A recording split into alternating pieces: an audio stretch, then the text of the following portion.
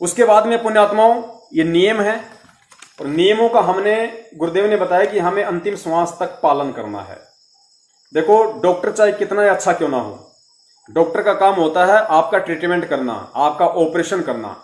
उसके बाद डॉक्टर आपको कुछ मेडिसिन देगा और कुछ नियम बताएगा कि आपने अचार नहीं खाना, आपने दही नहीं खाना, आपने ये टेबलेट्स, ये आपने गोलियां लेनी है। तो डॉक्टर चाहे कितना ही अच्छा क्यों ना हो, आपके भयंकर से भयंकर रोग का वो ट्रीटमेंट कर देगा, ऑपरेशन कर देगा। लेकिन यदि ट्रीटमेंट होने के बाद, ऑपरेशन होने के बाद, फिर यदि आपने उस डॉक्टर के द्वारा दी गई उन नियमों को, उन कॉन्स्टिपेशन को, उन परहेज को नहीं ठीक समय से माना, और यदि आपने उनके द्वारा दी गई उन गोलियों को, टैबलेट्स को, दवाइयों को ठीक समय पर नहीं खाया, तो पुण्यात्माओं वो बहुत अच्छा डॉक्टर होने के बाद भी आपको लाभ नहीं दे पाएगा, ऑपरेशन आपका सक्सेस नहीं होगा, बीमारी आपकी नहीं कटेगी। तो हमारे सतगुरु रामपाल जी महाराज जी, जो हमारे पूज्य गुरुदेव हैं, वो आध्यात्मिक डॉक्टर हैं, और हम सभी मरीज हैं जन्म और मृत्यु के। हमें जन्म और मरण का रोग लगा हुआ है, और उनसे बढ़कर डॉक्टर दुनिया में कोई नहीं है।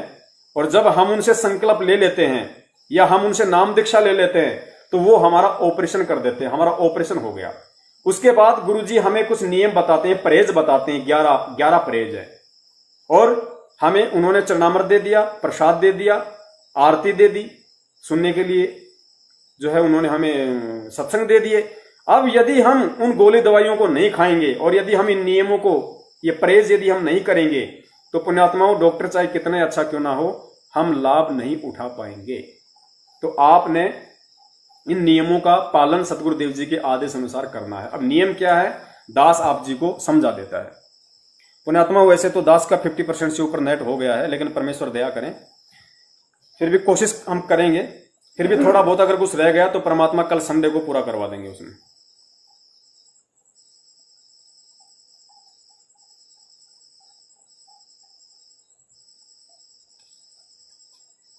तो पुण्यात्माओं, नाम दीक्षा इसमें लिखा हुआ है कि गुरु दीक्षा लेने से पहले आवश्यक नियम जिनका आपने अंतिम श्वास तक पालन करना है।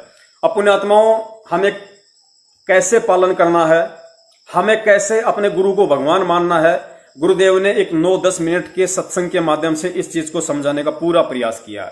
ये नई पुण्यात्माओं के लिए विशेष वीडियो है, जो पुण्यात्माएं नाम दीक्षा ले चुकी हैं, भले सार नाम ले लिया हो, और जो ये वीडियो देख रही हैं उनके लिए भी अति विशेष है, अति आवश्यक है। क्योंकि बिना सत्संग के ही हम मार खाते हैं, चाहे सार नाम क्यों ना ले लिया हो। अगर सत्संग हम गुरुदेव के नहीं सुनते हैं तो हम मार खा ही जाएंगे, काल का दाव लग ही जाएगा। तो परमात्मा ने इन नियमों को निभाने के लिए कैसे, परमात्मा ने एक पतिव्रता औरत का एग्जाम्पल दिया है, और पतिव्रता औरत को फिर परमात्मा ने समझाने की कोशिश की है कि यहां पे आत्मा तो है औरत, और सतगुरु है पति, और एक औरत वो कैसे वो पतिव्रता धर्म को निभाए, एक औरत कैसे पतिव्रता कहला सकती है, पतिव्रता के क्या क्या लक्षण होते हैं, क्या क्या उसके गुण होते हैं, कैसे वो अपने पति की नजरों में प्यार को प्राप्त कर सकती है, कैसे सम्मान प्राप्त कर सकती है, कैसे उसका पति खुश हो, कैसे उसका पति प्रसन्न हो, वो कौन कौन सी ऐसे काम करे जिससे उसका पति हमेशा उससे खुश रहे, उसको सारे लाभ दे। तो पुण्यात्माओं, वो परमात्मा ने आत्मा और परमात्मा के एग्जाम्पल को देते हुए, यानी सांसारिक लोक में एक पतिव्रता औरत के ऊपर गुरुजी ने 9 मिनट का ये सत्संग किया है। फिर गुरुदेव ने बताया कि औरत तो समझो आत्मा को, और पति समझो उस परमात्मा को। और ऐसे हमने इस भक्ति मार्ग में आने के बाद में अपने सतगुरु को अपना पति परमेश्वर समझते हुए हमें ऐसे व्यवहार करना है, उनकी ऐसी ऐसी हमने बातें माननी है, ऐसे नियम में रहना है, तब वो परमात्मा हमारे ऊपर प्रसन्न होगा। तो आप जी इस वीडियो को थोड़ा ध्यान से सुनिए पुण्यात्मा, बहुत ज्यादा दृढ़ता आएगी। ये साध संगति हो रही है पुण्यात्मा, ये सत्संग हो रहा है। परमेश्वर ने हमें इस चीज का आदेश दे रखा है, साध संगति, यानी भगत आपस में मिलके परमेश्वर की चर्चा करें, उनका गुणगान करें। बरवाला में गुरुजी सत्संग करते थे, उसके बाद क्या करते थे, भगत आपस में मिल बैठ के साध संगति करते थे। तो गुरुदेव ने कहा कि उससे आपको दृढ़ता आएगी। कोई पुराना भगत है, आपको अच्छी अच्छी बातें बताएगा, आपको दृढ़ता आएगी। तो ये चीजें हम सबके लिए जरूरी है। तो दास भी ध्यान से सुनेगा, आप भी ध्यान से सुनिए।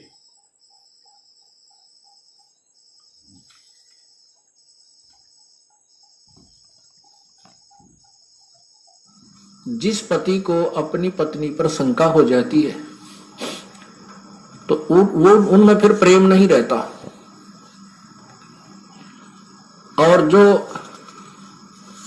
पतिव्रता स्त्री है, उसका पति अपने सामर्थ्य के अनुसार उसकी पूरी सुरक्षा करता है, पूरी सुविधाएं देने की चेष्टा करता है। ठीक इसी प्रकार हम आत्माएं, ठीक इसी प्रकार हम सभी आत्माएं उस एक ही परमात्मा की हैं, वो हमारा पति है, सबका मालिक है। पति मीन मालिक, स्वामी, वो हमारा पति है। और हम जब तक उसमें पतिव्रता की तरह आस्था नहीं बनाएंगे, तब तक वो हमारी मदद, हमारी सहायता नहीं पूरी नहीं करेगा। जब हम पतिव्रता की तरह, उसके एक पतिव्रता का अर्थ है कि जैसे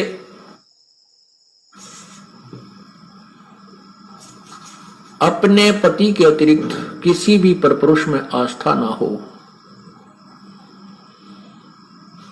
चाहे कोई कितना ही खूबसूरत हो, कितना ही धनी हो,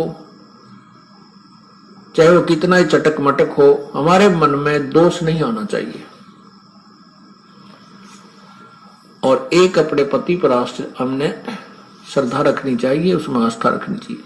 तो हम पतिव्रता, पतिव्रता का अर्थ ये भी नहीं होता कि पति के अतिरिक्त सबका अनादर करे, किसी का अनादर नहीं करना। जैसे जेठ जेठानी घर में होते हैं, जेठ है, जेठानी है, देवर देवरानी है, ननंद है छोटी बड़ी, सास ससुर है, इन सबको यथोचित सत्कार देना पतिव्रता का प्रथम कर्तव्य है। लेकिन जो समर्पण अपने पति में होता है, वो किसी में नहीं हो सकता, नहीं होना चाहिए। तो हम पतिव्रता हैं। तो उस ऐसे ही जब हम कबीर परमेश्वर के चरणों में आते हैं, हमें ज्ञान होता है, तो हम अपने परमेश्वर के अतिरिक्त किसी के से अपनी मनोकामना पूर्णा की तरफ सपने में भी नहीं सोचेंगे। तो हम पतिव्रता है। ठीक है, हमारे कोई जैसे ब्रह्मा विष्णु महेश, देवता ऋषिजन संतजन कोई भी है, आदरणीय है, लेकिन पूजनीय नहीं है। जैसे पतिव्रता को अपना पति पूज्य होता है, उसी से को समर्पण करती है, तो वो समर्पण वो किसी को नहीं कर सकती, लेकिन आदर सबका करती है, वो आदरणीय है। इस भाव से जब हम प्रभु के चरणों में लगेंगे, तब परमात्मा हमारी सभी मनोकामनाएं पूर्ण करेगा। जब हम पतिव्रता हो जाएंगे इसके प्रति, किसी भी देवता से, किसी इष्ट से, किसी भी भूत प्रेत से या कोई झाड़े लानियों से हमारी कोई लिंक नहीं रहेगा, बिल्कुल सोचा नहीं सपने में। और फिर समर्थ के सहारे हम लगेंगे, तब ये हमें कितने सुख देगा। जब जो पतिव्रता जमी पर जो धर है पाव, समर्थ झाड़ू देत है ना काटा लग जावे। जैसे पतिव्रता स्त्री कहते पानी को चलेगी, पानी भरने के लिए, अर्थात अपने जीवन रूपी सफर में वो चलती है। आत्मा जो केवल एक इष्ट पूर्ण परमात्मा कबीर जी पर आश्रित है, उसके जीवन रूपी सफर में, जीवन रूपी रास्ते, यात्रा में, यात्रा के मार्ग में वो परमात्मा समर्थ भगवान कबीर परमात्मा ऐसे झाड़ू देता है। झाड़ू मीन हमारे आने वाले जीवन में जो संकट हो, पाप कर्म रूपी कांटों को वो साफ करता रहता है कि कहीं मेरी आत्मा को पीड़ा ना लगे, कोई दुख ना हो जाए। अब आपको थोड़ा सा परमात्मा की महिमा सुनाते हैं, पतिव्रता कैसे होनी चाहिए, अर्थात हम प्रभु पर कैसे आश्रित हों। गरीबी सुकर्मी पतिव्रता सो आन उपावन मूल, एक पुरुष से परस है पतिव्रता समतूल। पतिव्रता का निष्कर्ष बताता हूं। आन उपावन मूल, बिल्कुल भी किसी और की पूजा नहीं करे, वो पतिव्रता आत्मा होती है। एक पुरुष, जैसे इसमें दोनों ही पहलुओं पर विवरण दिया है, जैसे स्त्री अपने ही पति एक ही पुरुष पर आश्रित रहे, ऐसे ही आत्मा एक पुरुष यानी एक परमात्मा पर आश्रित रहे, कबीर भगवान पर। पतिव्रत शुक्र में सो जानिए, एक पुरुष से रात, निर्दाव निर्भयता ना दूजे से बात। अपने मनोरथ पूर्णा के लिए वो किसी अन्य पुरुष से बात, किसी अन्य भगवान की इच्छा नहीं करती, वो पतिव्रता होती है। ग्रीव सवाल सुकुन किसको कहे, पतिव्रता सो नार, हुक्म अदूल न मेटा ही, सो पतिव्रता पार। देखो कितनी गहराई से बता रहे हैं, केवल यही एक लक्षण नहीं है पतिव्रता का। क्या बताते हैं कि पतिव्रता तो हो गई, अच्छी बात है, लेकिन पति कहता है वहां नहीं जाना और वो वहां अवश्य जाती है। पति कहता है ये काम नहीं करना और उसको करती है, तो वो भी पूर्ण पतिव्रता नहीं है। इसमें यही समझाना चाहे, जैसे हम संत आपको आदेश देता है गुरुदेव के बेटा चोरी नहीं करना, बीड़ी नहीं पीना, मांस नहीं खाना, सिनेमा नहीं देखना, ब्याज नहीं लेना, और आप वैसे तो कबीर परमात्मा के अतिरिक्त किसी को नहीं मान रहे हो और ये मर्यादा पालन कर नहीं रहे, तो भी आप पार नहीं हो। क्या बताते हैं, सवाल सुखन किसको कहे, पतिव्रता सो नार, हुक्म अदूल न मेट ही, सो पतिव्रता पार। आदेश की उल्लंघना नहीं करती है, वो पतिव्रता ही पार होगी, वही आत्मा पार होगी। गुरु वचन निश्चय कर मन, पूरे गुरु की सेवा ठान।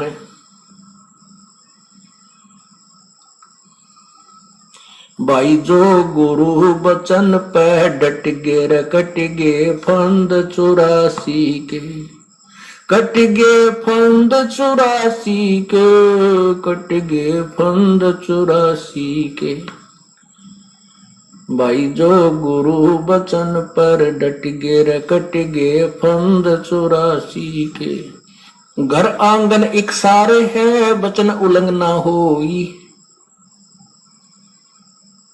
घर आंगन एक सार समझे, पतिव्रता अपने घर में रहे चाहे बाहर रहे, उसके आव भाव, उसका चलना बैठना उठना बोलना ऐसा ही रहे जैसे वो घर में रहती है, बाहर भी एक जैसा ही व्यवहार करे और वचन उल्लंघन ना करे। घर आंगन एक सारे है, वचन उल्लंघना होई। आन खसम से ओ लेने, पतिव्रता है सोई। आन खसम यानी और अन्य पति नहीं बनावे, उससे ओ लड़ा माने आड रखे, पतिव्रता है सोई। आन खसम से हंसत है वो चंडी चोर चुड़ैल, जिनसे क्या घर बासे है, घर में बसे घुड़ैल। अब क्या बताते हैं परमात्मा के, जैसे कोई पतिव्रता स्त्री दूसरे पुरुष के साथ मजाक करती रहती है,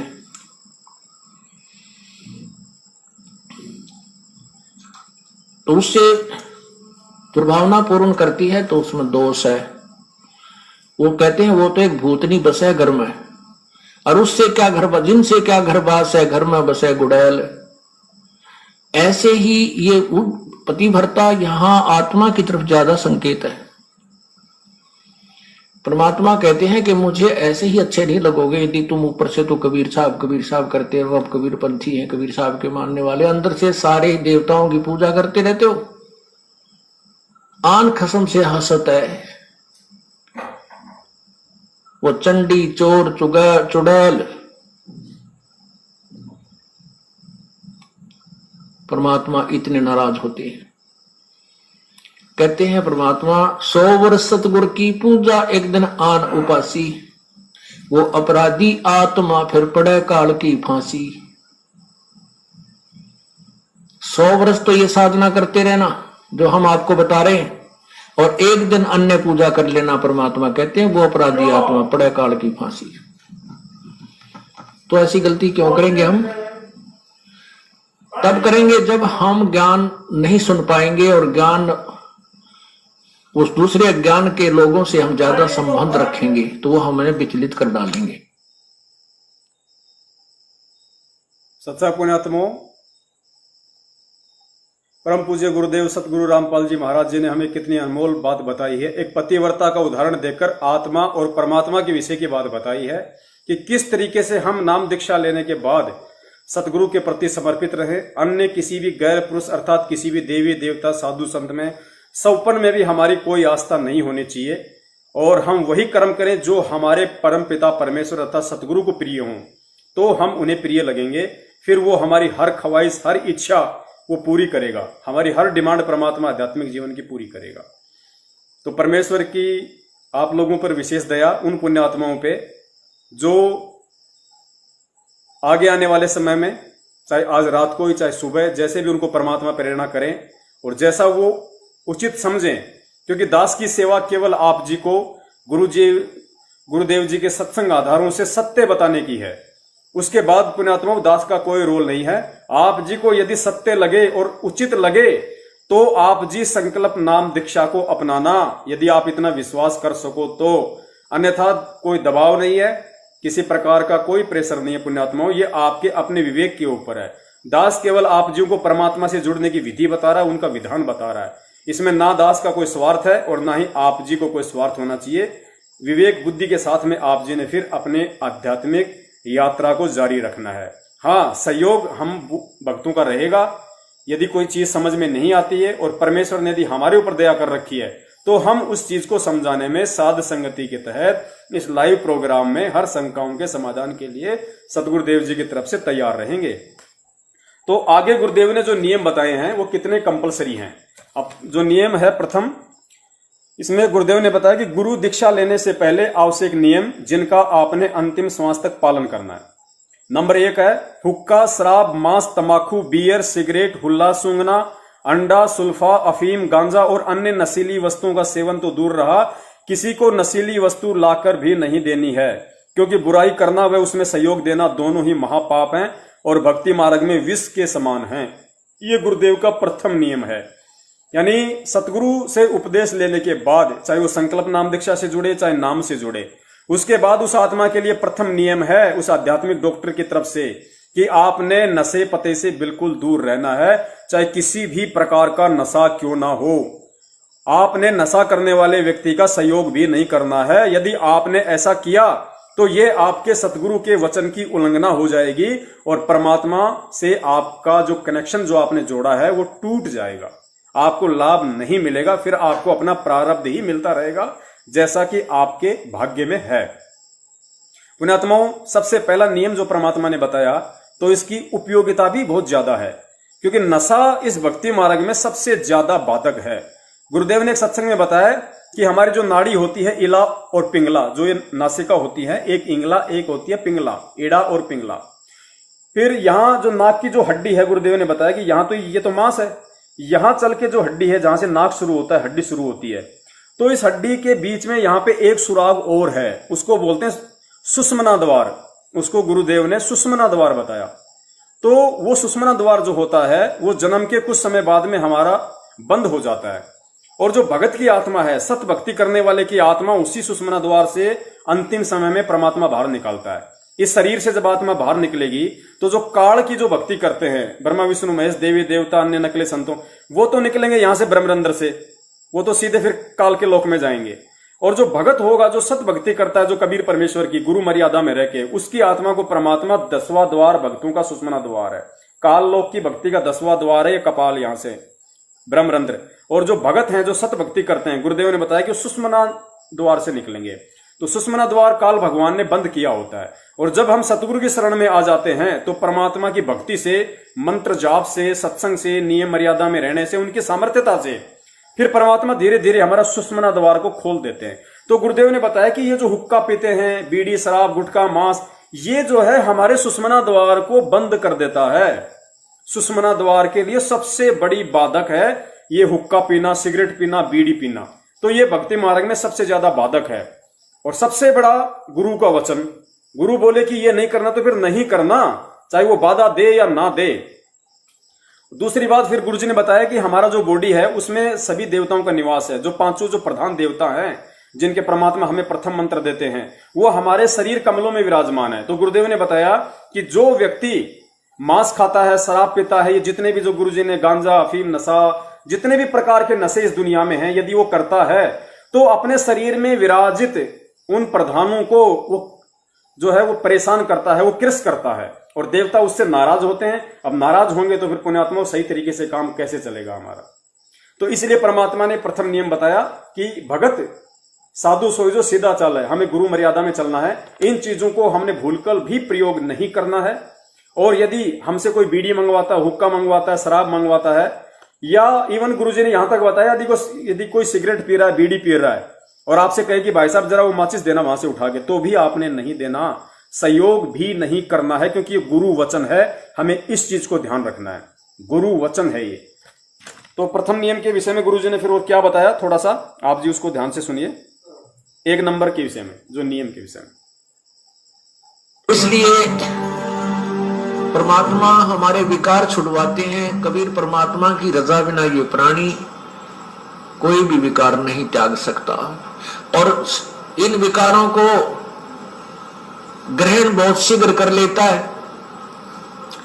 आप देखो हुक्का, तंबाकू, ये क्या लाभ देता है सबको पता है, पीने वाला भी कहता है कि बहुत बुरी चीज है। हुक्का, तंबाकू, सिगरेट, बीड़ी, जहां भी जिस भी माध्यम से तंबाकू का सेवन होता है, ये सभी मानते हैं कि ये अच्छी वस्तु नहीं है, फिर भी पी रही है और छोड़ने की प्रार्थना करते हैं तो कहते हैं हमारे बस की बात नहीं, हम नहीं छूटती, छोड़ नहीं सकते। ये मन नहीं छोड़ने देता क्योंकि इसने तो इसमें अपना माल तैयार करवाना है, इस प्राणी को बर्बाद करना है। कबीर परमात्मा की रजा होने के बाद ये प्राणी इन विकारों को छोड़ सकता है। ये मन कबीर परमेश्वर से डरता है, हिचकता है, उसकी कृपा से ही ये जीव को छुटकारा देता है। ऐसे ऐसे शराबी लोग और ऐसे हुक्का पीने वाले, चैन स्मोकर, सिगरेट पीने वाले, वो कहा करते थे कि आपके शरण में आने से पहले प्रभु कबीर जी की कृपा से नहीं थी जब हमारे ऊपर, हम बहुत प्रयत्न करते थे, हम भी दुखी थे शराब और बीड़ी से, तंबाकू से, हुक्के से, सिगरेट से। कोशिश करते थे कि इस बीड़ी को छोड़ दूं, कोशिश करते थे शराब को भी त्याग दूं। कई बार तो कहते हैं शाम के समय बंडल तोड़ के और फेंक देते थे बाहर कि आज नहीं पीनी, बीड़ी पीऊंगा ही नहीं रात को। कहते हैं रात को जब भी आंखें खुलती और बीड़ी की ऐसी ललक उठती कि रात के वह जूठे टोटके जो पहले पड़े थे कोई, उनको उठाकर और लगा लगा कर पीता, जब अपनी वो हवस शांत करता और फिर शुरू हो जाती। और जिस दिन से परमात्मा कबीर जी की कृपा हुई है उसके बाद अब बदबू आती है। कोई और भी पीता है तो भी ऐसा लगता है जैसे ये क्यों पी रहा है, और हमें भी वो तंबाकू का धुआं बहुत बुरा लगता है। तो परमात्मा कबीर परमेश्वर जी कहते हैं कि ये तंबाकू, शराब, मांस, नशीली वस्तुएं कभी प्रयोग नहीं करनी चाहिए। ये काल ही करवा रहा है और परमात्मा की कृपा से, ज्ञान से और उनकी रजा से ये बुराई छूट जाती है। क्या बताते हैं, जैसे कई भक्त कहते हैं कि आपके गुरुजी तो गांव में त्राज करते हैं, एक आधा व्यक्ति, कि तुम्हारे गुरुदेव तो बच्चों को हुक्का भरने से भी मना करते हैं। ये कोई बात हुई? बूढ़ों की सेवा तो करनी चाहिए, बुजुर्गों की सेवा को भी मना करते हैं। बुजुर्गों की, वृद्धों की या माता पिता की सेवा को हम कभी मना नहीं करते, लेकिन अपने बुजुर्गों को और माता पिता को विष खिलाने से मना करते हैं। शराब तंबाकू ये विष है, ये धीमा विष है। अब उन बुजुर्गों से मैं प्रार्थना करता हूं कि जो तुम हुक्के को एक अपनी शानो शौकत मान बैठे हो, क्या उस हुक्के को आप अपने पोते या पोती को पिला सकते हो? हुक्का तंबाकू हुक्का पी रहा है दादाजी, और छोटा सा पोता आकर के उसी जैसे दादा पीता है ऐसे उस बच्चे को भी नकल करने की आदत होती है, तो वो भी सीखता है, वो पकड़ के हुक्का और ऐसे खींचता है, फिर उसको खांसी उठती है, आंखों में पानी आ जाता है। तो वो दादाजी कहता है, पिताजी कहता है कि ये हुक्का मत पीना, बहुत बुरी वस्तु है, आगे पियोगा तो तेरे थप्पड़ मारूंगा। और स्वयं पी रहा है, आप गलती कर रहा है, बच्चा न मना करे, बता कैसे असर होगा।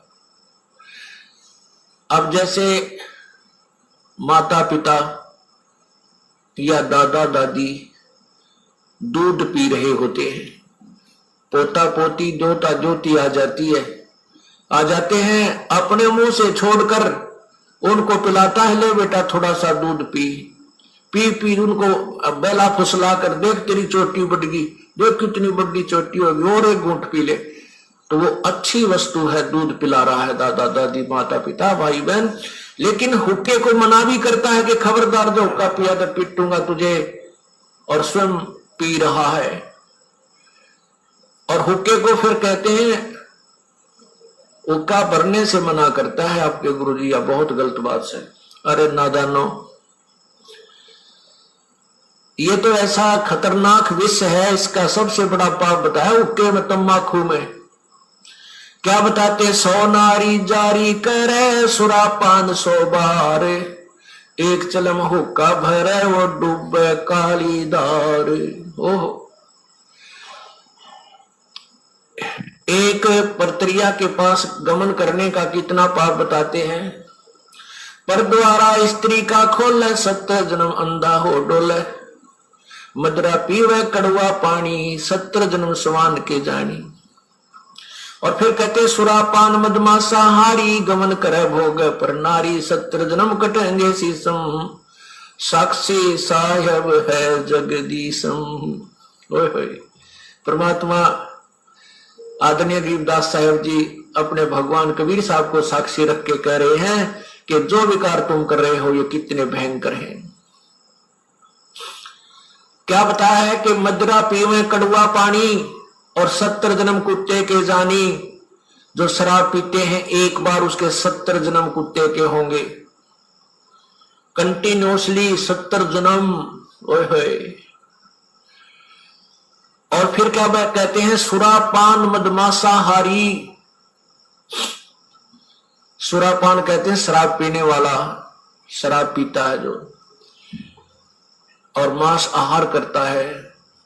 और गमन करे भोग पर नारी, जो दूसरे की पत्नी के पास दुराचार करता है, तो उनके साथ क्या बनेगी, 70 जन्म कटेंगे शीसम साक्षी साहेब है जगदीशम। उन लोगों के 70 जन्म शीश कटेंगे, कि तो बकरा बनेगा, कि तो मुर्गा बनेगा, कि तो वैसे, कि तो गंडासे में आकर कटेगा, कि तो थ्रेसर में आकर नाड़ आ जाएगी, यानी दुर्गति से मौत होगी, बुरे जन्म होंगे। उसके लिए बताते हैं कि 100 नारी जारी करे सुरापान 100 बार। ओए होए, मदरा पीवे कड़वा पानी, शराब पीवे उसके 70 जन्म कुत्ते के होंगे। और ये 100 बार पीने वाला 100 बार पी ले और 100 बार पर नारी गमन कर ले, उनको कितना पाप हो जाएगा, बहुत ज्यादा। कहते उन सबको मिलाकर एक हुक्का पीने वाले को, एक हुक्का भरने वाले को पाप है। पीने वाले गेला तक के बनेगी, क्या बुरा हाल होगा उसका, जो केवल भरकर देता है, पीने का सहयोग देता है, उसकी ये दुर्गति। और पीने वाले का तो पता नहीं कितना जुल्म होगा उसके ऊपर।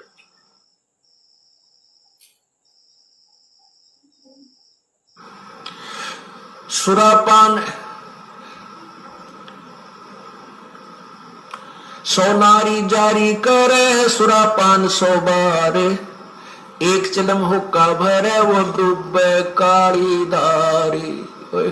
इसलिए मना करते हैं कि तुम हुक्का भी भर के मत देना उन जो पाप कमा रहे हैं, स्वयं भी नरक में जा रहे हैं और उसमें सहयोगी बना रहे हैं अपने पुत्र पुत्रियों को, पौत्र पौत्रियों को या पुत्र वधुओं को भी आजकल हुक्का भरवाने लगे।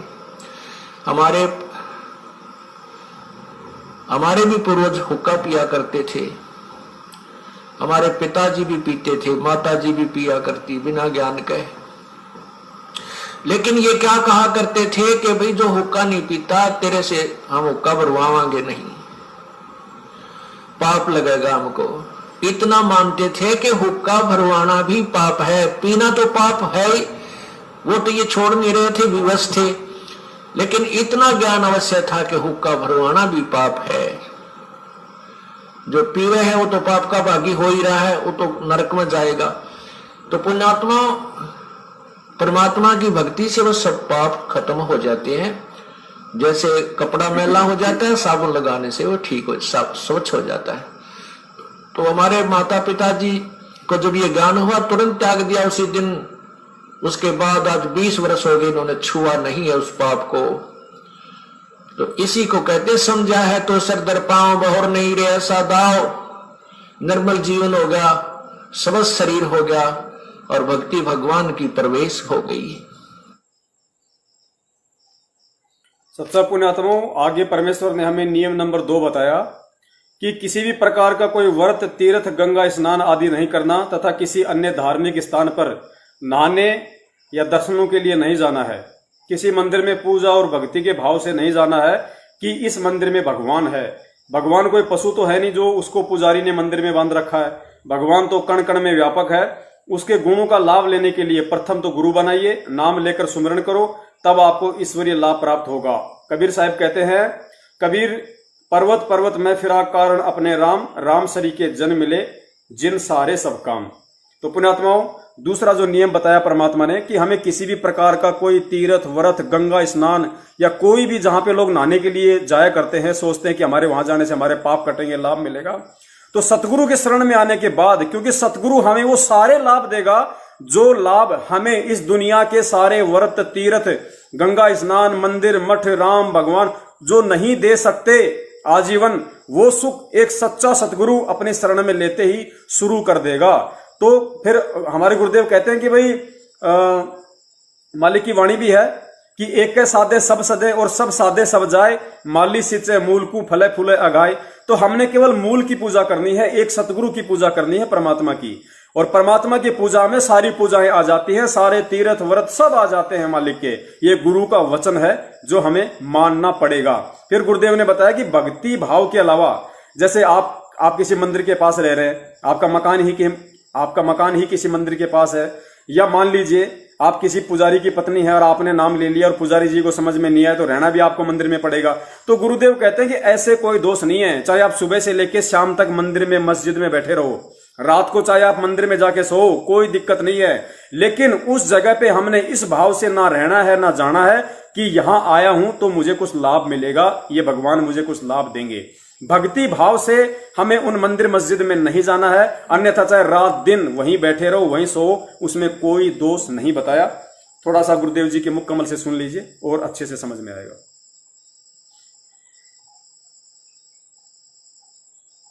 कहीं पर आप देखते हो इन भ्रमित किए हुए अज्ञानी ऋषि संतों के द्वारा के फलाने स्थान पर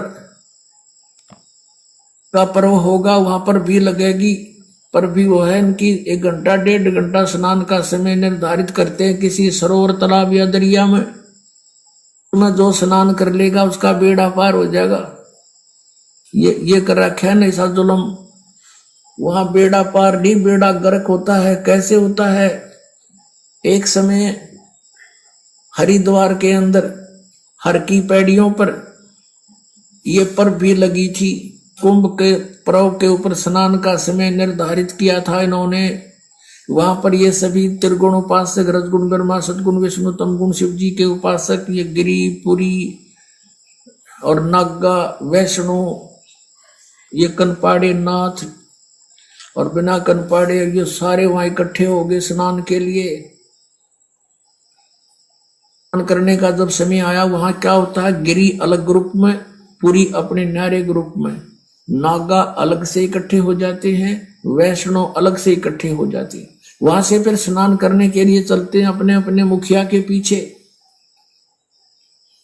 सबसे पहले नागा चले गए ऊपर भी नहाने के लिए, पर भी लेन मोक्ष प्राप्ति के लिए बेड़ा पार कराने गए थे नागा। सबसे पहले पैर की पैड़ियों पर खड़े हो गए स्नान करने के लिए।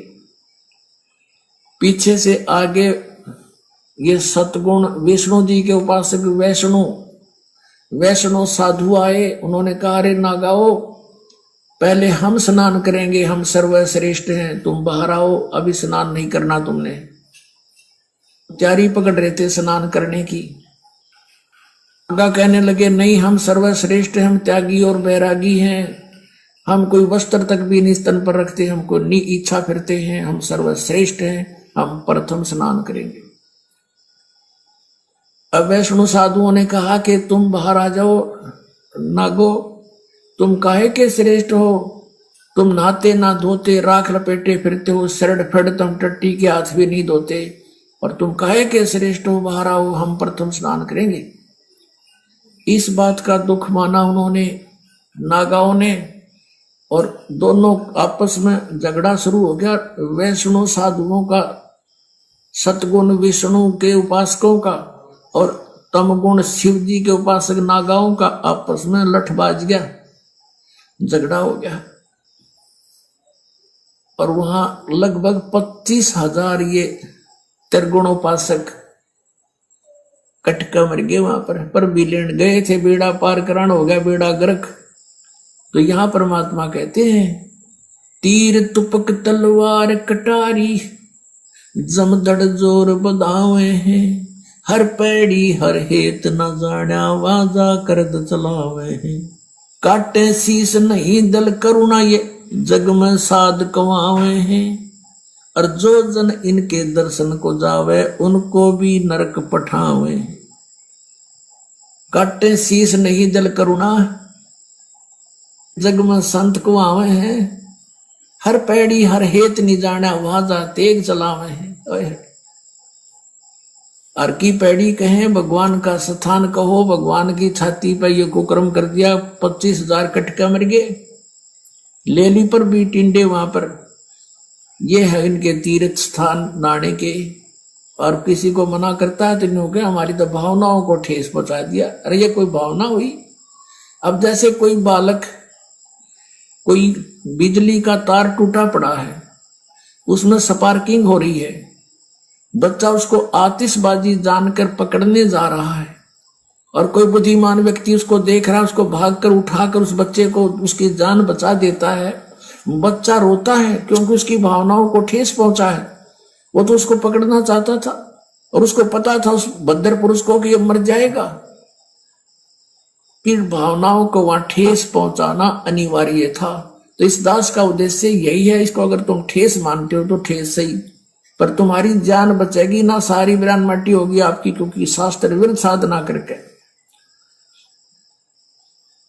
तो यहां क्या बताते हैं, चारों युग में संत पुकारे, कूक कहा हम हेल रे, हीरे माणिक मोती बरसे, ये जग चुगता डेल रे।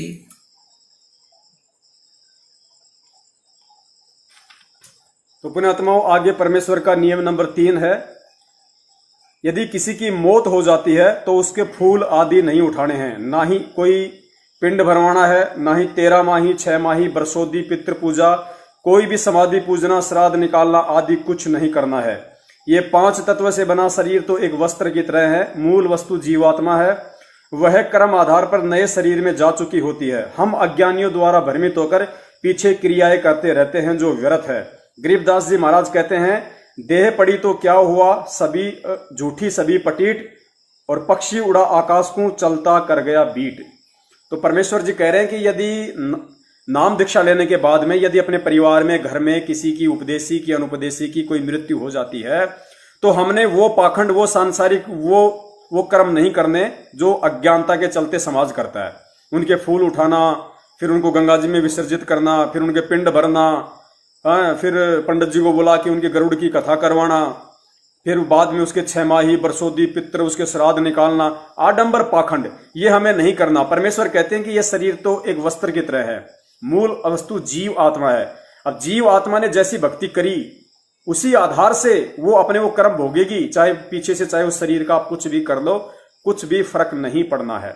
पुण्यात्माओं, मूल वस्तु जीव आत्मा है। आज हम जीवित हैं, आज यदि हमें कोई थप्पड़ मारेगा, हमें कोई कील चुभाएगा तो हमें महसूस होगा, हमें दर्द होगा। कल को जब मृत्यु हो जाती है तो जीव आत्मा निकल गई, अब ये शरीर मिट्टी है, चाहे इसको गाड़ो, चाहे इसमें कील मारो, चाहे इसको हथौड़ा मारो, इसको कुछ महसूस नहीं होगा। तो मूल वस्तु जीव आत्मा थी। अब जीव आत्मा ने शरीर में रहते सहते, गुरुदेव कहते हैं, क्या कमाया, क्या भक्ति करी, कैसी साधना करी, कैसा खाया पिया, उस आधार से वो अपने कर्म लेकर गई। अब उसने वो कर्म भोगने अच्छे बुरे, और ये शरीर मिट्टी है। अब तुम इसको चाहे अज्ञानियों के कहने पे गंगा जी में डालो, चाहे कुछ भी करो, कोई फायदा किसी प्रकार का नहीं है सिवाय तुम्हारे लूटने पिटने के। सुनिए सतगुरुदेव जी के मुख कमल से।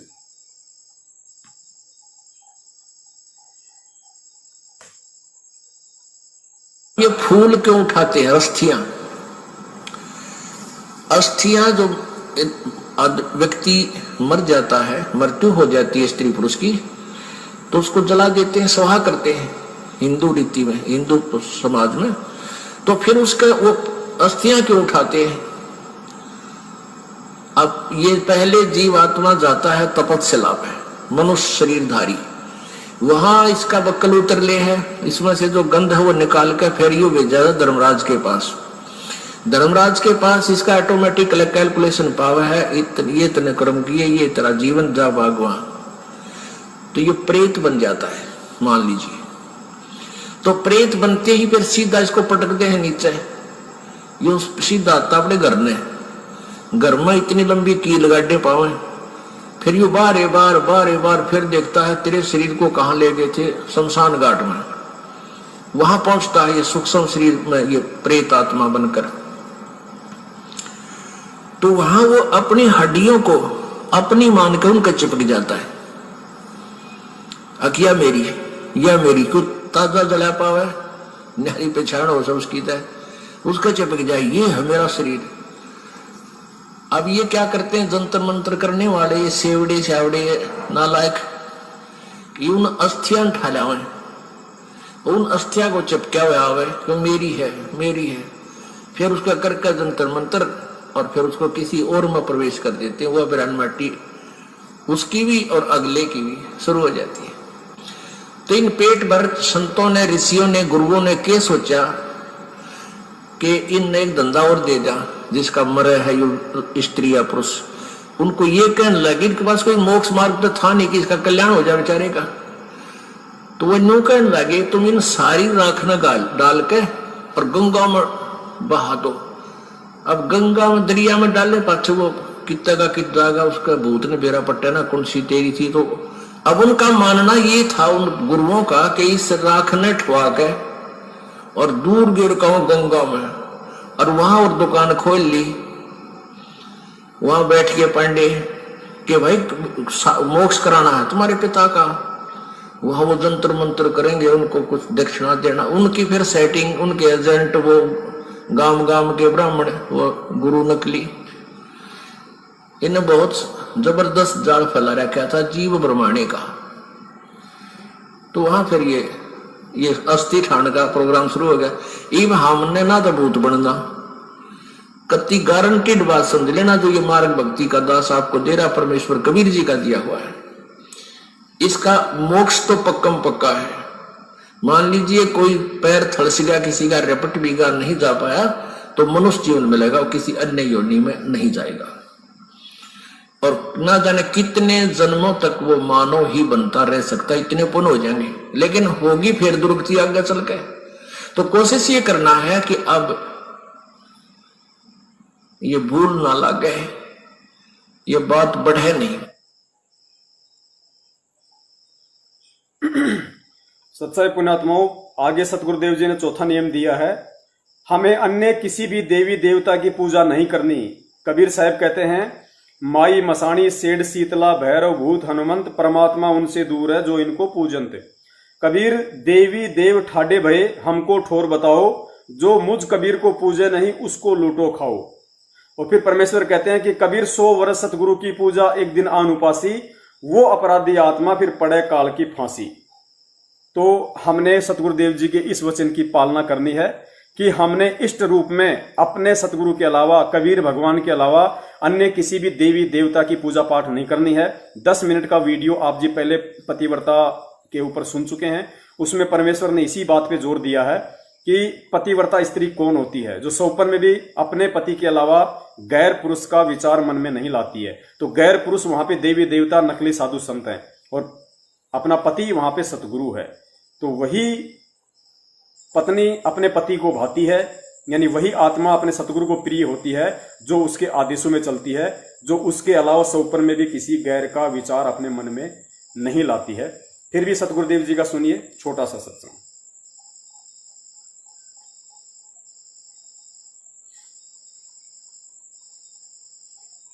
अब हम उस परमात्मा को इष्ट मानकर पूजा करेंगे तो हमारी शास्त्र अनुकूल साधना होगी। और इसमें कहा है कि सारा जो शास्त्र अनुकूल साधना करने से हमारे शुभ संस्कार बनेंगे। ये भक्ति रूपी पौधा बड़ा होगा, ब्रह्मा विष्णु महेश के पास हमारे संस्कार जाएंगे और ये बिना मांगे आपको देंगे, आपको बिना मांगे देंगे। जैसे फल लदपत हो बेटे निया के, आप भी खाओ, रिश्तेदार भी ले जाओ और पड़ोसी भी तोड़ ले जाओ तो भी समाप्त ना हो। तो इतना इस प्रकार हमारा ये पूरा भक्ति क्रम पूरा होता है। तो हम आपको सबसे पहले परमात्मा ने कहा है कि तीनों देवा इन कमल दलों में बसे, ये ब्रह्मा विष्णु महेश, और प्रथम इनकी वंदना और फिर सतगुरु उपदेश। तो हम इनकी पूजा नहीं कर रहे, हम किसी का किराया दे रहे हैं। जैसे हम टैक्स भर रहे हैं बिजली का, हम बिल भर रहे हैं इसका टेलीफोन का, वो पूजा थोड़ी कर रहे हैं, वो तो हम उनको दे रहे हैं। तो हमें हमारी सुविधाएं जारी रखेंगे, नहीं देंगे तो कनेक्शन काट देंगे। तो हम शास्त्र अनुकूल साधना कंप्लीट कोर्स ना करके अपनी अपनी डफली पीट रहे हैं, जिस कारण से हम परमात्मा से मिलने वाली साधना से वंचित होकर के हम नास्तिक होते जा रहे थे। अब परमात्मा ने दया करी आपके ऊपर और इस दास के ऊपर। इस दास को बनाया वो तत्वदर्शी संत, और जो ज्ञान परमात्मा 600 वर्ष पहले छुपा के थे खजाना, इस दास को चाबी दे दी। अब दास ने खोल दिया उसके बच्चों के सामने, अब खाओ और खर्चो, चलो सतलोक में।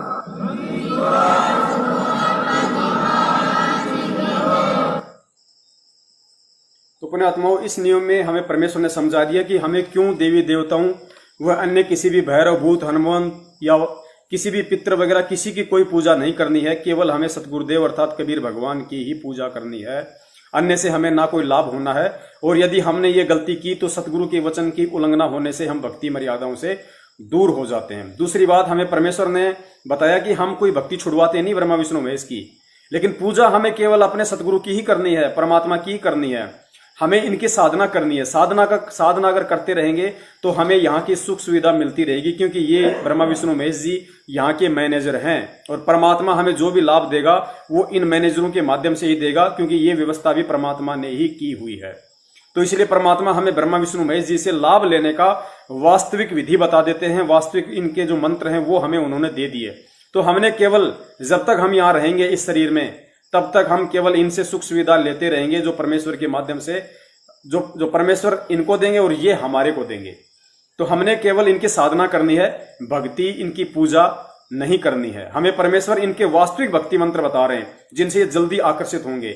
एक सत्संग में गुरुदेव ने बताया कि जैसे भैंसा को भैंसा राम करते रहो नहीं देखेगा, आप कुत्ते को कुत्ता कुत्ता बोलते रहो वो नहीं देखेगा, क्योंकि वो तो उनके शरीर के नाम है, लेकिन उनको आकर्षित करने का क्या मंत्र है वो अलग है। अब जैसे भैंसा राम है, उसको भैंसा राम कहोगे नहीं देखेगा। तो गुरुदेव ने कहा कि उसको थोड़ा सा बोल दो उड़ रही, तो गुरुदेव कहते हैं तुरंत देखेगा, कान खड़े कर लेगा कहां से आवाज आई।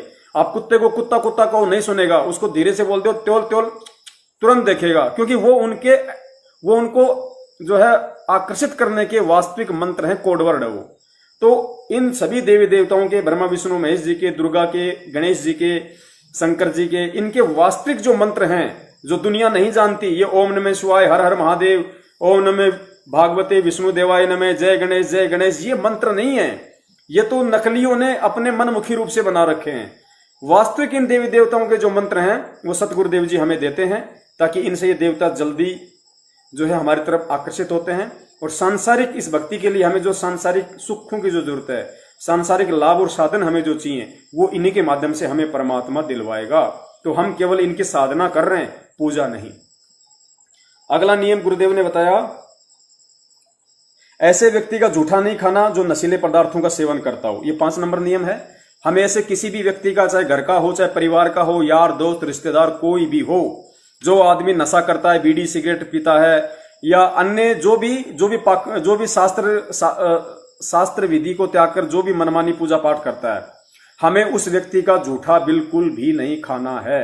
ये सतगुरुदेव जी का आदेश है, वरना भक्ति मार्ग में इस आदेश की उल्लंघना होने से हम मर्यादा रहित हो जाएंगे, परमेश्वर के लाभ से दूर हो जाएंगे। तो जिस व्यक्ति ने नाम दीक्षा नहीं ले रखी है सतगुरु रामपाल जी महाराज जी से इस पृथ्वी पे, उसके अलावा हमने किसी भी व्यक्ति का जूठा खाना नहीं खाना है। नंबर 6, जुआ ताश कभी नहीं खेलना। पुण्यात्माओं, ये जुआ खेलना, ताश खेलना, ये क्रिकेट देखना, क्रिकेट खेलना, सिनेमा देखना, ये पुण्यात्माओं हमारे समय और श्वासों की बर्बादी है। भक्ति मार्ग में अब हमें इन चीजों की कोई आवश्यकता नहीं है, और ना ही इन चीजों को हमें अपना बिजनेस बनाना है, ना ही इन चीजों को हमें अपना कैरियर बनाना है। बहुत सारे भगत भाई हैं, वो अपने बच्चे को क्रिकेट एकेडमी ज्वाइन करवा देते हैं, अपने बच्चे को बॉक्सिंग, जूडो, कराटे वो करवा देते हैं। तो पुण्यात्माओं, हमने वो नहीं करवाने हैं, क्योंकि ये ना तो हमारे जीवन में कुछ काम आने, ना हमारे शरीर के लिए कोई फायदेमंद है, ना इनसे हमें कोई ज्ञान मिलता है।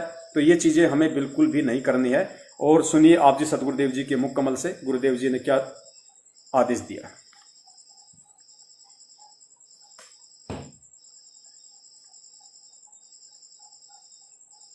तो यहाँ बीड़ी, शराब, मांस, तंबाकू और किसी प्रकार का दहेज, बकवाद, सांग, सिनेमा, फिल्म, ये बकवाद नहीं देखनी, ये मैच नहीं देखने आपने।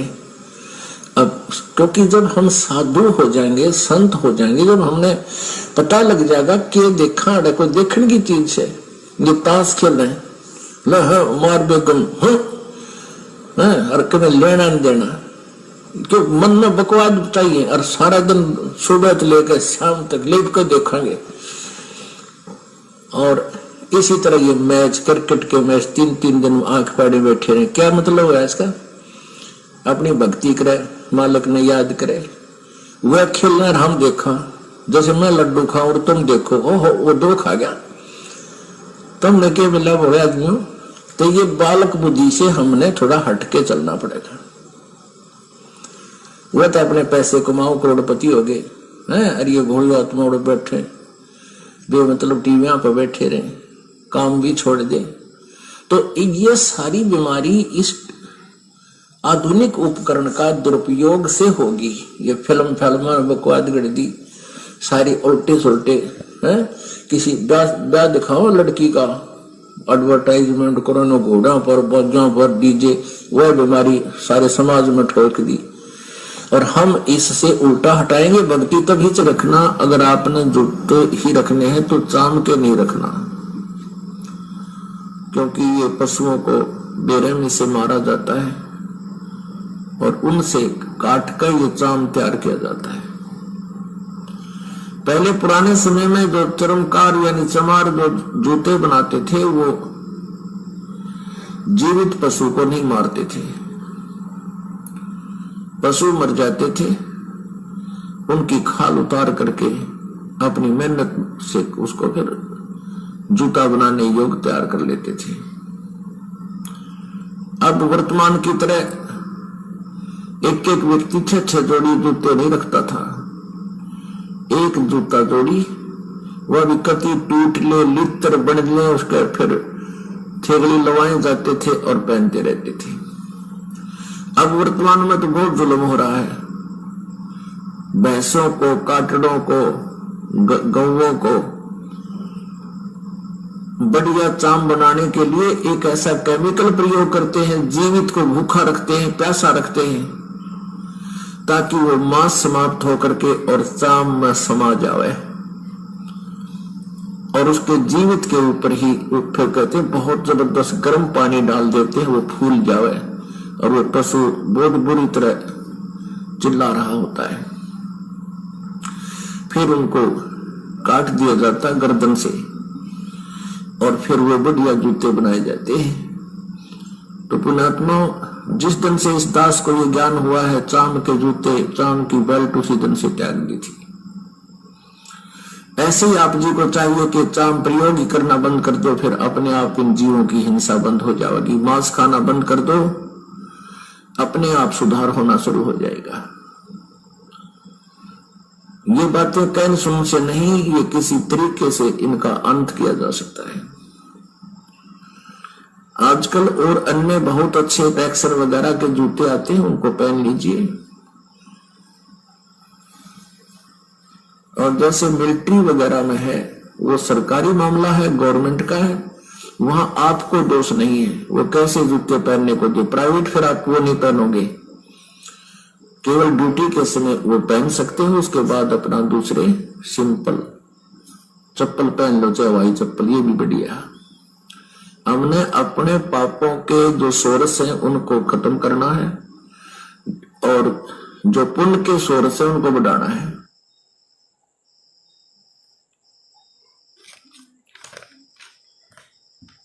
पुण्यात्माओं, आगे 7वां नियम है, किसी भी प्रकार के खुशी के अवसर पर नाचना व अश्लील गाने गाना सख्त मना है।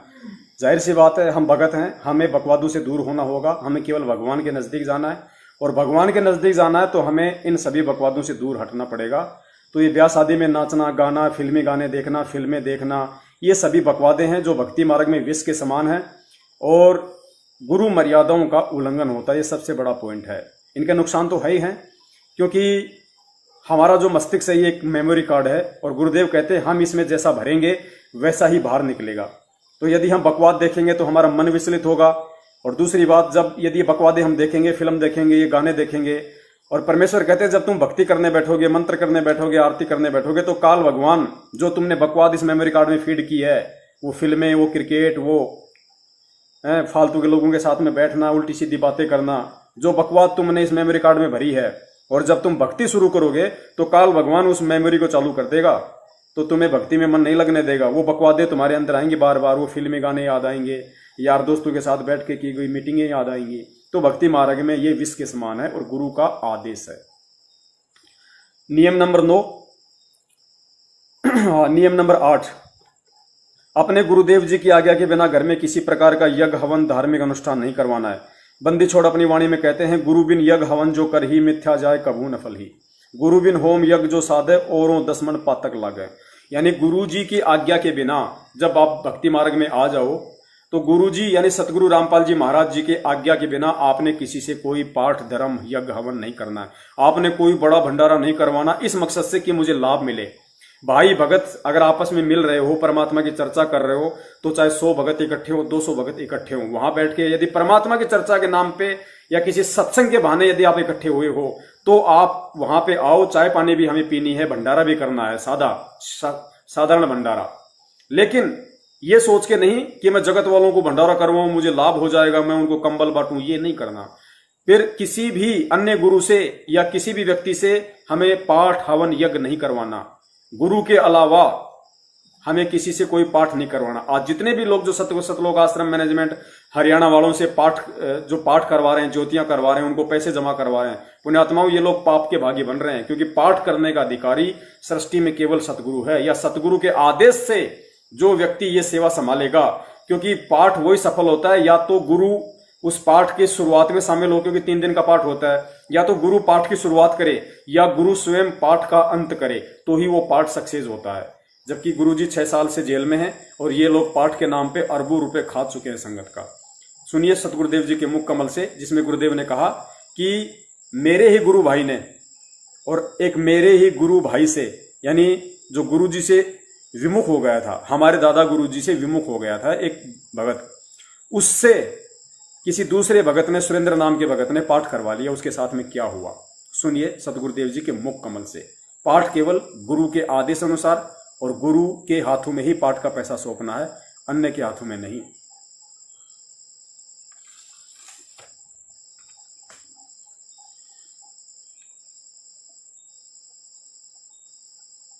गुरु बिन काहू न पाया ज्ञाना, जो थोथा बुस छड़े किसाना। जिस प्रकार सिरसम के जोड़े न कितना कूट ले कुछ नहीं पाओगा, और बूमबड़े न चाहे कितना छड़ लो कितना उसको कूटो कुछ नहीं पाओगा उसमें। इसी प्रकार बिना गुरु के और उनकी श्रद्धा मर्यादा में रहे बिना आप कितनी भक्ति कर लियो कितनी साधना कर लेना। ये बार बार इसलिए कह रहे हूं कि कहीं हम आपको ना बता पावे और आप गलती कर जाओ। बिजली का हाथ लाना अच्छा नहीं होता, काम ले ले उससे। गुरु महिमा सुखदेव जो पाई, चढ़ बेमान बैकुंठा जाई। बिन गुरु पढ़े सो वेद पुराना, ताको ना ही मिले भगवाना। गुरु बिन प्रेत जन्म सो पावे, वर्ष हजार गर्भ सो रहावे। गुरु बिन दान पुण्य जो करही, मिथ्या हो कभी नहीं फरही। वो कभी नहीं फलेगा, फरही माने फलेगा। गुरु बिन भरम ना छूटे बाई, और कोट उपाय करो चतुराई। गुरु बिन होम यज्ञ जो धसा दे, और 10 मन पातक लागे। गुरु के बिना पाठ हरम धर्म पुण्य ये कुछ भी नहीं करना चाहिए, और 10 मन पातक लागे, दूना दुख होगा। आपको सुना भी था उस दिन कि एक नजफगढ़ के अंदर भगत जी है, हमारे गुरुजियों से बहुत सेवा करता है, वो अब भी करता है। नजफगढ़ के अंदर सेठी नाम है सुरेंद्र दिशौर खेड़ी का, कमरा बनवा रखा छुड़ानी दाम में पहले से ही, और वहां पर खूब डट कर सेवा करे। घी का पीपे एक दो हर मेले पर देता है। एक बार उसने किसी दूसरे संत से जो कि हमारे गुरु से विमुख हो गया था, गंगादास जी नाम के, वो अपनी आप बताई उसने एक दिन। कहने लगा उससे मैंने पाठ करवा दिया, और गुरु जी भी नजफगढ़ में, और पाठ उससे करवा रहा। कहते पाठ हो गया, 3-4 महीना के बाद वो उसमें बिजली वालों में लगा हुआ है। पहले तो फोरमैन था, मेरे का स्टूडेंट वगैरह हो रहा है। तो कहता एक मोटर ले आए थे नई, और वो मोटर में कोई डिफेक्ट हो गया। मेरे पास एक आया वहां का नौकर, वो कहने लगा जी वो मोटर नहीं चल रही जो ताजी ले आए थे। ने बोला मैं खोल कर देखने लग गया, उसका इतना चौड़ा दायरे में प्लेट सी लगी थी, खोली, खोल दे एकदम डूडा पाटिया, तेल फूटा हुआ था टैंक उसकी कोई पाइप। पहले तो तेल लग गया और गेल आँच आली, सारे बाड़ा मार कपड़ा में कोट नु बकड़ बकड़ बड़ा और मैं बाज लिया। काफी लंबा चौड़ा उस फैक्ट्री का उसका था स्टोर का खुला एरिया, बाजेगा दूनी आग बढ़ेगी। एक न भाग का मैं घेर दिया, घेर के न बोला लौट जा। यानी इस प्रक्रिया मेरा सारा तो मुंह जड़ गया, पछाण में नहीं आवा, बाल तो रहने की थे, कपड़े भी सारे शरीर के चिपक गए। 3 महीना में अस्पताल से आया। जब चालन जोगा हो गया, जब गुरुजियों के पास गया, पता उनको भी चल गया था कि इसने ऐसी गलती कर दी। जाकर ने बोला क्या हो गया भाई? बोला जी गलती होगी माफ करो। बोला ना और करवा ले पाठ। भाई जब परमात्मा के नियम को छोड़कर बिजली का हाथ लाना अच्छी बात नहीं होती। कह लगा हमने तेरे ऊपर के कृपा ना करी, तेरे घर में के सुख ना हुआ। तेनो बोला महाराज जी मैं तो मूर्खता में आ गया, और मेरी हाँ होगी फिर नाटी गई, नाटा गया निस्ता ही। बोला ले ईब तो नाट जागा, अगमा ईब उसने बढ़न भी कौन दो। बोला नो नहीं कहता मैं बढ़न नहीं दे। जो नियम है संत का आदर कीजिए। नो थोड़ा है भाई पति ने छोड़कर यानी अपने जो मर्यादा को तोड़कर फिर वो ठीक नहीं रहता। आम व्यक्ति से वो व्यवहार नहीं होना चाहिए गुरु के प्रति जो हो सके। तो फिर ने बोला जाओ साय हो जाएगा। ईब उसका कोई निशान भी नहीं बता सकता कि कितना कदे जड़या था वो, और नहीं तो इसी हालत होगी कौन कह देगा ये ठीक भी हो जाएगा, यानी 6 महीने और लगने। बोला 15 दिन के अंदर मेरा निशान नहीं रहे कितने भी। आज उसका शरीर देखियो कोई नो कह देख भाई उसका आंच भी नहीं लगी होगी कभी। तो इस प्रकार भाई सावधान रहने से ही लाभ मिलेगा। नो तो मनमुखी तापा फिर देने ऐसा कर देते। ये भी मन चाव है कि गुरु तो रोज नो कहे भाई सत्संग में आया करो। बाकी होगा महीना 6 महीना में एक बार जावांगे, कोई बात नहीं है, वो आपकी मर्जी से एक बार चाहे 100 पर हमने अपने पापड़ बेलने से बार बार यही कहना है जो बंदी छोड़ना कह रखा से। ईब तो हम चले जावांगे मनमुखी होकर, कल गधे और गधी बनकर कुमार के ठह जाएंगे, फिर मनमुखी होना। मन तो फिर भी चाहोगा लकड़ के बोरे तलत बाजू, फिर 2 तो मोगरे ठोका कड़ में और दूना बाहर दरेगा, फिर जाना कहाँ जाएंगे हम। तो हमने तो यो दुख याद आया, और गुरु के प्रति जो हमारा विचार व्यवहार रहा शायद ही आपका हो पावे। और उसका परिणाम ये हुआ कि हमारे को चंद दिनों में वह चीज दे दी जो कि उन्होंने उनके साथ को 20-20 साल रह कर चले गए, उनको नहीं दी। तो इसी प्रकार जो मर्यादा है, जो नियम है गुरु के प्रति, परमात्मा के पाने के वह सारे निमाने पड़ेंगे जब जाकर बात बना करें। यहाँ कहा है गुरु बिन होम यज्ञ जो साधे और मन 10 पातक लादे, सतगुर मिले तो अगम बतावे, जम की आंच ताही नहीं आवे, काल की आंच।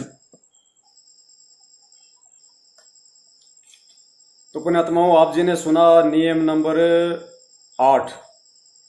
यहाँ पे कमेंट्स में सुरेश कुमार अग्रवाल जी कह रहे हैं कि जब अपने घर वाले किसी और से पाठ करवाएं तब क्या करें। सुरेश भाई जी, सतगुरु रामपाल जी महाराज जी कहते हैं कि कबीरा तेरी झोपड़ी गलकटियन के पास, जो करेगा सो भरेगा, तू क्यों भया उदास। उनकी करनी उनके पास में है, लेकिन आप जी उनके पाठ में किसी भी प्रकार का कोई सहयोग ना करें। यदि आप संत रामपाल जी महाराज जी के शरण में हैं तो, यदि आप गुरुदेव के शरण में हैं तो आपने उनके किसी भी पाठ में सहयोग नहीं करना है। यदि आपके परिवार वाले अनुपदेशी हैं, किसी पंडित को या गुरु को बुलवाकर पाठ करवा रहे हैं, पूजा करवा रहे हैं, उनका अपना कर्म है, उनको करने दीजिए। यदि आपने नाम दीक्षा ले रखी है सतगुरु रामपाल जी महाराज जी से, तो आपने किसी भी प्रकार का कोई सहयोग नहीं करना है। और यदि आपने भी नाम दीक्षा नहीं ले रखी है और आपके परिवार ने भी नाम दीक्षा नहीं ले रखी है, फिर चाहे आप दोनों करो, फिर तो आपने अपने प्रारब्ध का ही भोग भोगना है। नियम नंबर 9, छुआछूत नहीं करना है। हम सब एक मालिक के बंदे हैं। भगवान ने किसी भी जाति या मजहब के स्त्री पुरुषों में कोई अंतर नहीं किया, तो हम क्यों करें। बिल्कुल पुण्यात्माओं, हम भगत बन गए। हमें मालूम पड़ना चाहिए कि हम सब एक ही परमात्मा की आत्माएं हैं। यहाँ हमें काल भगवान ने समुदाय में, जाति में, धर्मों में डिवाइड कर दिया ताकि हम एक दूसरे में उलझे रहें, भक्ति की तरफ हमारा ध्यान ना जाए। लेकिन तत्व ज्ञान होने के बाद में हमें इस चीज की परख हो जाती है कि हम सब एक ही परमेश्वर की आत्मा है। हम सब, हमारी केवल जीव हमारी जाति है, मानव धर्म हमारा, हिंदू मुस्लिम सिख ईसाई धर्म नहीं कोई न्यारा। तो इस नियम पे ज्यादा विचार करने की, ज्यादा इसको खोल के बताने की आवश्यकता नहीं है। समझदार को संकेती काफी है। नंबर 10, दहेज लेना व देना सामाजिक कुरीति है तथा मानव मात्र की शांति का कारण है। उपदेशी के लिए मना है। जिसने अपने कलेजे की कोर पुत्री को दे दिया, फिर बाकी क्या रह गया। आपे आवे रतन बराबर, मांगिया आवे लोहा। विवाह शादी हमें बिल्कुल सादे तरीके से करनी है। गुरुदेव ने बताया ना दहेज लेना है, ना दहेज देना है। सिंपल तरीके से परमात्मा ने कह रखा है कि जिसका परमात्मा ने जहां संयोग जोड़ रखा है, हमें चिंता नहीं करनी कि बेटी की शादी होगी या नहीं होगी, बेटे की शादी होगी या नहीं होगी। हमारे चिंता करने से ना तो हो सकती है ना रुक सकती है। परमात्मा ने कहा कि वो शरण में आने के बाद वो मालिक की आत्माएं हैं, और परमात्मा ने जिसका जहां संस्कार जोड़ रखा उसको काट कौन देगा। इतना विश्वास हमें रखना पड़ेगा, क्योंकि ये गुरु वचन है, मर्यादा है। नियम नंबर 11, वास्तुकला या ज्योतिष आदि के चक्कर में नहीं पड़ना, प्रभु पर विश्वास रखें। गुरुदेव ने स्पष्ट कर दिया कि ज्योतिष या वास्तुकला, किसी भी इस तरह की जो ये गणितज्ञ वगैरह होते हैं, जो जिस तरह की अटपट करते हैं, हमें इन पे कोई विश्वास नहीं करना है। ज्योतिष आया में जो बोले, कुछ भी बोले। गुरुदेव ने यहां तक कहा है कि ज्योतिष एक विद्या है। हमारे जो हाथ है, हाथों में जो ये लकीरें हैं, ये परमात्मा की तरफ से, कबीर साहिब जी की तरफ से, ये कोड वर्डों में हमारा फ्यूचर है, हमारा भविष्य छुपा है यहाँ। तो कोई भी ज्योतिष इनको देख के ये तो बता सकता है कि भाई तुम्हारे साथ आगे क्या होगा, क्या नहीं होगा, तुम्हारी शादी होगी कि नहीं होगी, तुम्हारे कितने बच्चे होंगे तो कितने लड़के होंगे, कितनी लड़की होगी, धंधा क्या होगा, क्या नहीं होगा, वो बता सकते हैं, क्योंकि कबीर परमात्मा के कोड वर्ड हैं हमारे भविष्य के, जन्म से लेकर मृत्यु तक के। लेकिन गुरुदेव ने कहा कि वो सिर्फ बता ही सकता है, उसमें बदलाव नहीं कर सकता, और जो बदलाव कर सकता है उसकी हम शरण में आ गए। तो उसकी शरण में आने के बाद हमें ज्योतिष वातिष पे कोई विश्वास किसी प्रकार का नहीं करना है, वरना हमारा विश्वास परमात्मा से हटके हमारी आस्था वहां हो जाएगी और हम गुरु मर्यादाओं से दूर हो जाएंगे। इसके विषय में भी गुरुदेव जी ने खोलकर बता रखा है। सुनिए आप जी सतगुरुदेव जी के मुख कमल से। एक भक्त सत्संग में जा रहा था। परमेश्वर कबीर जी रह कर आते रहते हैं, रूपांतर करके समय समय पर, और भक्ति की स्थिति को बनाए रखते हैं। और काल ये चाहता है कि भक्त नास्तिक, सभी मानव नास्तिक हो जाए, इनको ऐसा उल्टा ज्ञान दिवा दूं, ये साधना करें, इनसे कुछ लाभ मिला नहीं, और ये भूल जाओ भगवान को। क्योंकि जो आस्तिक हैं वो भगवान की चाह में कहीं ना कहीं भटकते रहते हैं, और उनको भटकने वालों को परमात्मा किसी ना किसी तरीके से अपनी शरण में ग्रहण कर ही लेता है। इसलिए परमात्मा रह कर आते हैं कबीर जी, और कहीं गुप्त रूप से कोई साधु संत का रूप धारण करके, किसी नगरी में 10-5 वर्ष रह गए, किसी में 2 वर्ष रह गए, तो उनको बहुत सा लाभ दे जाते हैं और भगवान की स्थिति को पुनः स्थापित कर जाते हैं। तो कबीर परमेश्वर जी का एक, अब हम संत कहेंगे, वो थे मालिक ही। क्योंकि प्रारब्ध में परिवर्तन कबीर जी के अतिरिक्त तो कर ही नहीं सकता, या उसका कोई कृपा पात्र संत वो परमात्मा ही भेजता है। तो ऐसे एक परमेश्वर कबीर जी के सत्संग में एक भगत जाया करता था। उसकी पत्नी ने उपदेश नहीं ले रखा था, वह विरोध करती थी, वो अन्य पूजाएं ही किया करती थी। उसकी पत्नी ने बताया था, उसकी पत्नी इन ज्योतिष वालों पर बड़ा विश्वास रखती थी। वो अपने पति की जन्म पत्री को लेकर एक ज्योतिषी के पास गई, भविष्यवक्ता के पास। उसने उसकी जन्म पत्री देखकर बताया कि तेरे पति की आयु इतने वर्ष है। उसने बहुत जंतर मंत्र भी करवाए कि मेरे पति की आयु बढ़ जाए, ये हो जाए। अब क्या था, अब वो चिंतित होगी कि भी मेरे पति की आयु इतनी है, और वो अपने पति को कहती कि तू ऐसे कर, वहां मेरे उसके पास चल, आप पर आपत्ति आने वाली है। वो कहने लगा मैं नहीं जा सकता कहीं भी, मुझे ज्ञान ऐसा प्राप्त हो गया, मेरे गुरुदेव के अतिरिक्त मेरी आपत्ति को आओ भी गी तो टालनिया नहीं। उसने ये ना बताई कि तेरी मृत्यु होगी, कदे चिंतित हो जाए, और आप दुखी रहा करती थी। अब उस ज्योतिष जिसने ये बताया था, उसने सारे जंतर मंत्र कर लिए, लेकिन कोई परिवर्तन उससे नहीं हुआ। उसने कहा कि बहन अब मेरे बस से बाहर की बात है, तेरे पति की रक्षा करना। वो एक पुण्य आत्मा था। देखो ये जो जन्म पत्रियां हैं, हस्तरेखाएं हैं, ये प्रभु द्वारा लिखे गए कोड वर्डों में हमारे भविष्य है, हमारा प्रारब्ध है। इसको जानने वाला बता तो देगा कि तेरे घर में ऐसा होगा, तेरे इस दिन वर्ष के बाद तेरी मृत्यु होगी, पक्की होगी, और हो जाती है। और कबीर परमेश्वर की कृपा से इस दास की शरण में आने के बाद आपको कोई ये कह दे तुम्हारी इस दिन मृत्यु होगी, और यहां का नाम ले लेना फिर नहीं होगी, वो एक्सटेंड होगी। ये वो परमात्मा जो आपकी आयु बढ़ा देता है। तो भक्त सत्संग में जा रहा था। जब वो सत्संग में जा रहा था तो रास्ते में उसी गांव का नगर। सच्चाई पुण्यात्माओं, अब देखो परमेश्वर कितनी बड़ी बात कह गई। थोड़ी देर पहले परमात्मा कह रहे थे कि प्रारब्ध में परिवर्तन केवल कबीर परमेश्वर ही कर सकता है और कोई नहीं कर सकता। और अब क्या कह रहे हैं परमेश्वर, यदि आपको कोई ज्योतिष ये कह दे कि तुम्हारी मृत्यु होनी है, और फिर गुरु जी कह रहे कि यहां से आके नाम दीक्षा ले लो, मृत्यु नहीं होगी, तो गुरुदेव कौन है? ये संकेत होते हैं परमेश्वर की तरफ से। सुनिए आगे। और आगे इस कहानी में हम सभी भक्तों के लिए बहुत गहरा संदेश है। इस भगत को आगे चल के थोड़ी सी शंका अपने गुरुदेव पे हो जाएगी, जिसकी वजह से उसको कितना नुकसान हुआ। तो गुरुदेव हमें शिक्षा दे रहे हैं इस कहानी के माध्यम से कि अपने गुरुदेव के प्रति नाम दीक्षा लेने के बाद, उनकी भक्ति शुरू करने के बाद मन में जरा सा भी विक्षेप नहीं आना चाहिए। का एक व्यक्ति मिल गया, वो शराबी कबाबी आदमी, और वो सिनेमा देखने जा रहा था दूसरे उसी शहर में जिसमें वो सत्संग के लिए जा रहा था। पहले पैदल जाया करते थे, साधन नहीं थे, तो दोनों मिल गए, वहां हम सफर हो गए। एक दूसरे ने पूछा तुम कहां जा रहा है? वो कहने लगा मैं सत्संग में जा रहा हूं। दूसरा बोला तू कहां से? पूछा तो कहां जा रहा है? मैं सिनेमा देखने जा रहा हूं, और वहां शहर से शराब लाऊंगा, और वहां घूटी ला के फिर फिल्म देख के फिर आऊंगा। तो उस भगत से वो कहने लगा, वो शराबी, के क्या रखा है तेरे सत्संग में? कुछ ना रखा वहां पर, ये तो मूर्ख बना रखे तुम इन संतों ने। आजा, खान पीन की उम्र है, आ चल मेरे साथ सिनेमा देखेंगे, फिल्म देखेंगे, घूटी लावांगे, होटल में रोटी खावांगे। भक्त ने बोला बस भाई हम तो सत्संग में जाएंगे।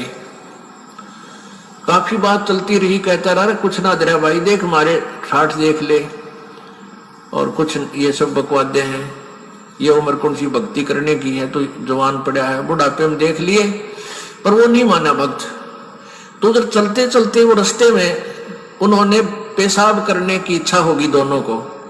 एक राइट साइड में रास्ते से पेशाब करने चलेगा, एक लेफ्ट साइड में। जो शराबी कबाबी था वो पेशाब करने गया, तो वहां क्या देखा?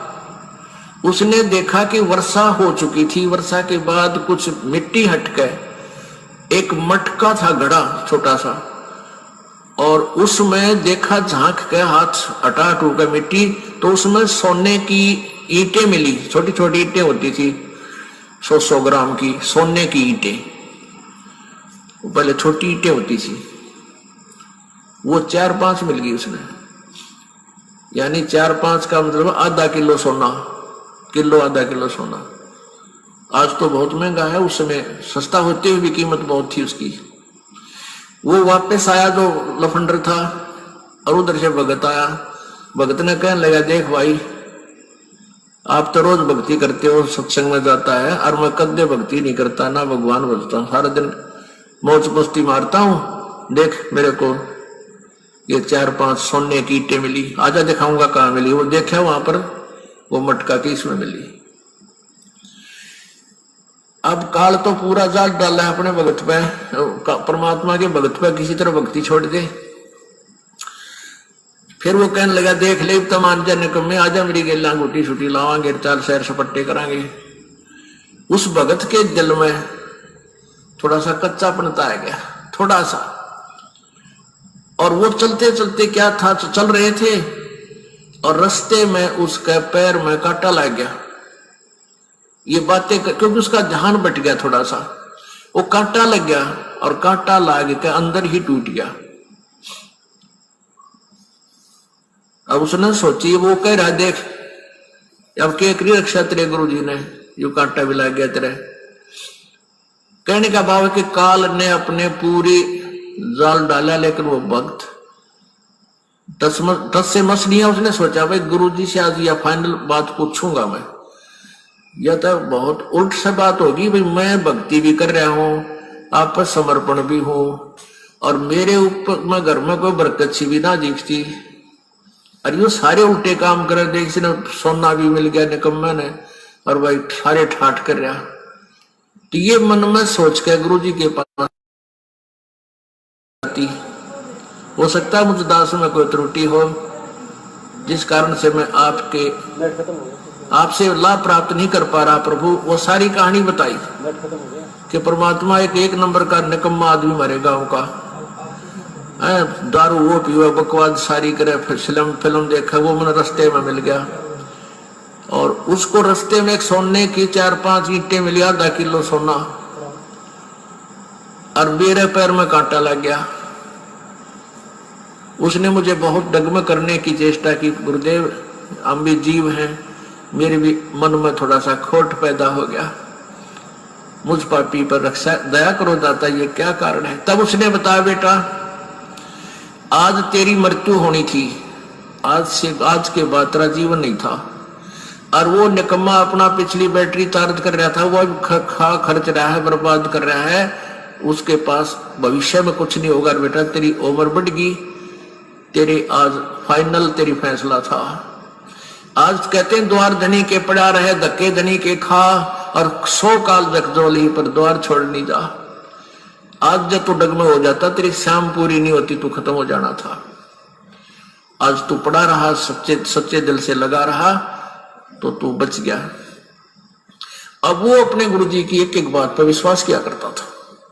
वापस आ गया करने, काटा कुटा वहां कटवा दिया, भगता निकाल दिया। अपनी पत्नी से आके कहने लगा कि आज मेरे गुरुदेव ने ये बताया कि आज मेरी मृत्यु होनी थी, और गुरु जी की भक्ति से, उसके नाम से, उनके आशीर्वाद से आज मेरा जीवन बच गया।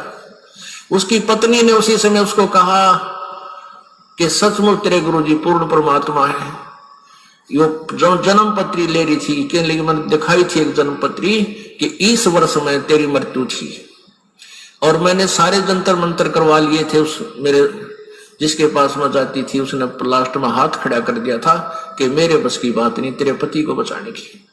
और मैं बहुत चिंतित थी, रोया करती भगवान पड़कर भगवान के आगे। तो उसकी पत्नी ने भी उपदेश लिया, और वो बालक का फिर उन बच्चों का पूर्व अच्छा जीवन रहा, काफी लंबी आयु उसको प्राप्त हुई। तो इस प्रकार हमने अपने परमात्मा के ज्ञान पर ये विश्वास रखना पड़ेगा। इसमें थोड़ा धीरज, धैर्य की आवश्यकता है। सत्संग पुण्यात्माओं, ये 11 नियम हुए आज पूरे। सतगुरुदेव जी ने जो बताए हैं 11 नियम हो गए। दास का नेट पैक भी 100% पूरा हो चुका है, मैसेज आ चुका है। आगे कब तक चलेगा कुछ नहीं कहा जा सकता। इसलिए आज हमारा जो वीडियो बनाने का मकसद था वो परमेश्वर ने पूरा करवाया। बहुत सारे भगत भाइयों के कमेंट्स भी थे। एक भाई कह रहा है कि भाई नाम दीक्षा कहाँ से लें, तो दास निवेदन करेगा भैया वही बात है, पूरी रात तो रामायण पढ़ी, सुबह कहा कि सीता का बाप कौन है। शुरू में यही तो बताया गया है कि हम संकल्प नाम दीक्षा लेके परमात्मा से जुड़ सकते हैं। आप जी पूरा वीडियो शुरू से देखिए, आपकी आएगा आपकी समझ में। और इसके अलावा कुछ भगत भाई कह रहे हैं कि हमने सतलोक आश्रम मैनेजमेंट हरियाणा से नाम दीक्षा ले चुके हैं, प्रथम नाम भी सतनाम भी, लेकिन अब क्या करें, क्योंकि नामदान के अंदर फर्जी है, भक्ति छोड़ें या क्या करें या करें। पुण्यात्माओं, भक्ति नहीं छोड़नी है, नाम परमात्मा का है, भले डीवीडी से मिला है, भले ही इन फर्जी लोगों की तरफ से आपको नाम मिला, लेकिन नाम परमात्मा का है, भले डीवीडी से मिला हो चाहे कैसे भी मिला हो। आपने केवल इन लोगों को छोड़ना है, इन मैनेजमेंट वालों को छोड़ना है, नामदान केंद्र वालों को छोड़ना है, कोऑर्डिनेटर को छोड़ना है, ना तारीखों पे जाना, ना किसी दान धर्म किसी प्रकार का इनको किसी भी प्रकार का कोई पैसा देना है। इनकी कोई बात आपने नहीं माननी जो गुरुजी के ज्ञान के विरुद्ध है। आपने गुरुजी के हिसार जेल से बाहर आने तक जिस विधि से आपको गुरुजी ने नाम दीक्षा के लिए आदेश दिए, उसी तरीके से आपने वो नाम का जाप करना है, मर्यादा निभानी, अपना काम धंधा करना है।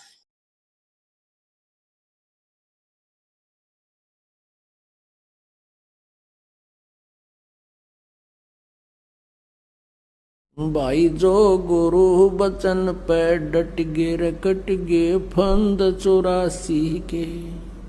भाई जो गुरु बचन पे डट गे रे कट गे फंद 84 के।